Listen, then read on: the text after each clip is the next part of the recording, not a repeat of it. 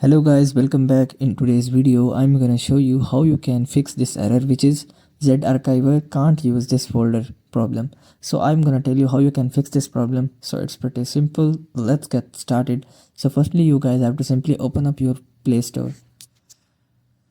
So after opening a Play Store, you guys have to simply search for ZArchiver. So I have already searched, so you guys have to simply open it, and here you guys have to simply check that if there is any update available. So you guys must have to update the ZArchiver.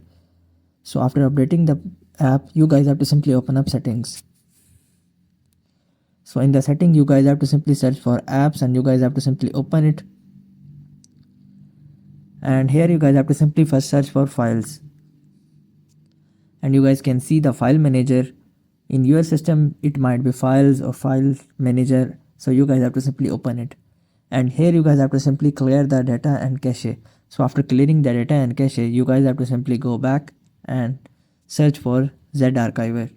And here you guys have to simply also clear the data and cache. So after tapping on clear the cache data and clear data, so you guys have to simply open up ZArchiver and your issue will be resolved.